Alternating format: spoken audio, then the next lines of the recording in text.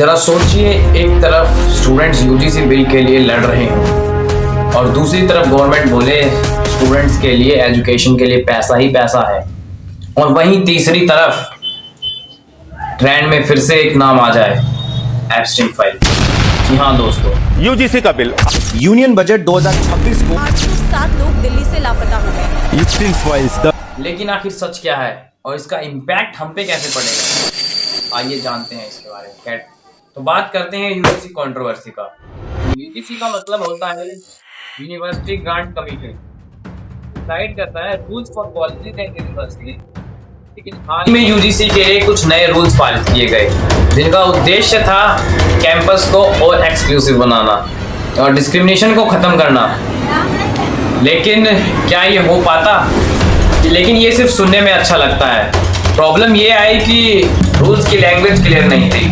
Students और टीचरों को लगा कि इसका मिसयूज हो सकता है, और जो कि सही भी था।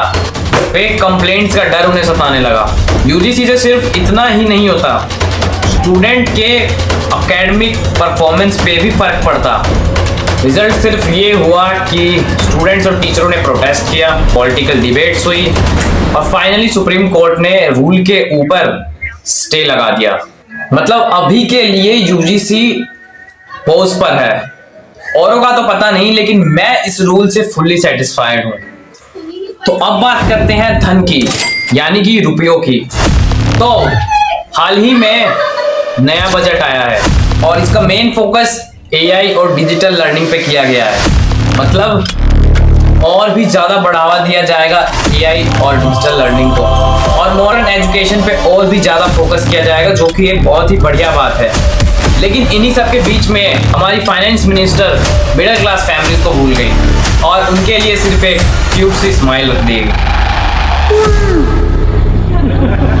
देखिए, जब इनसे पूछा गया कि मिडिल क्लास फैमिली के लिए इस बजट में क्या है, तो इनका जवाब क्या था? वो पूछ रहे थे कि मिडिल क्लास के लिए बजट में क्या है, बजट में क्या है।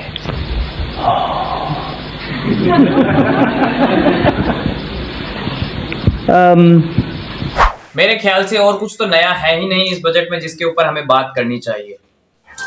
तो अब बात करते हैं दिल वालों की, दिल्ली की। दिल्ली सिर्फ हमारे देश की राजधानी नहीं है, बल्कि करोड़ों लोगों का घर भी है। लेकिन एक सवाल सबको डरा रहा है, क्या दिल्ली सच में अब सुरक्षित है?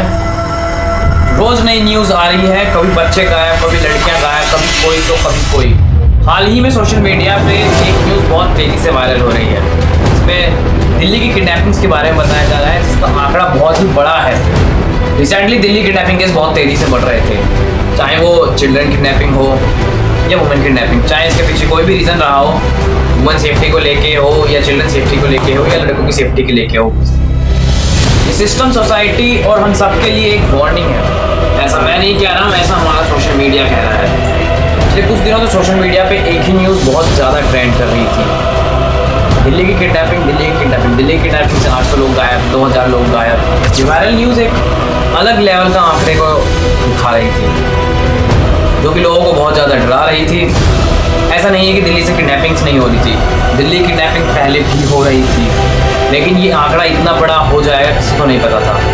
इन किडनैपिंग्स के लिए कुछ लोग दिल्ली पुलिस को ब्लेम कर रहे हैं, जो कि बहुत ही गलत है। इन किडनैपिंग्स के लिए हम सिर्फ दिल्ली पुलिस को ब्लेम नहीं कर सकते, इसके लिए हमें भी अलर्ट रहना होगा। सोचिए उस माँ बाप के बारे में जिसका बच्चा स्कूल कॉलेज जाए लेकिन वापस ही ना आए, तो घर में कितना ज्यादा डर का माहौल होगा। और इसी डर को यूज करके इन लोगों ने कर दिया मर्दानगी। मैं ऐसा नहीं कह रहा हूं कि दिल्ली में पहले किडनैपिंग्स नहीं होती थी या अब किडनैपिंग्स नहीं हो रही है, लेकिन ये आंकड़ा बहुत कम होता था और इसका इस्तेमाल करके कभी भी किसी ने अपनी फिल्म प्रमोट तो नहीं करी होगी। इस मूवी से पैसे लेके लोगों ने आम जनता के भावनाओं के साथ खिलवाड़ कर दिया। मर्दानगी प्रमोटर्स ये भूल गए कि लोगों के डर से इन लोगों ने इतना बड़ा खिलवाड़ किया है। अब लोगों के अंदर इतना बड़ा भय था कि वो अगर घर से बाहर भी निकलेंगे तो क्या पता उन्हें कब किडनैप कर लिया जाए, या उनके बच्चे कहीं जा रहे हैं उन्हें कब किडनैप कर लिया जाए। जो लोग ये न्यूज़ जानबूझ के फैला रहे हैं और जो लोग ये न्यूज़ फैलवा रहे हैं, शर्म आनी चाहिए उन्हें भी और जो फैलवा रहे हैं उन्हें भी। सोचिए आप किसी की भावनाओं के साथ खेल रहे हैं, खैर, ये आंकड़ा बड़ा हो या छोटा हो, हमें जरूरी है अवेयर रहना।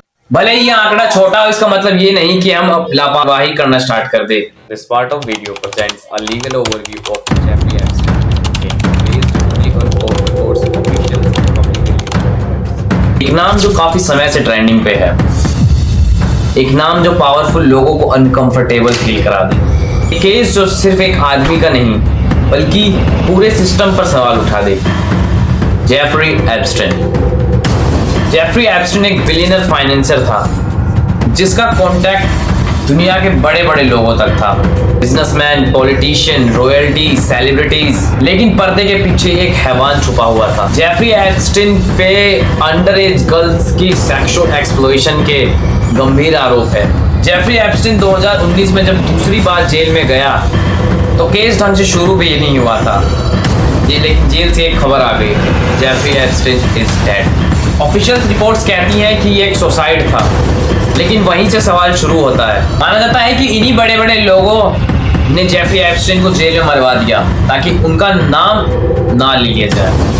तो एप्स्टाइन फाइल उन डॉक्यूमेंट्स, कोर्ट रिकॉर्ड्स और टेस्टिमनीज को कहा जाता है जिसमें उन लोगों के नाम आते हैं जो जेफरी एप्स्टाइन के साथ उस समय कॉन्ट्रैक्ट में थे। लेकिन फाइल्स में नाम आना क्रिमिनल साबित हो जाना नहीं है।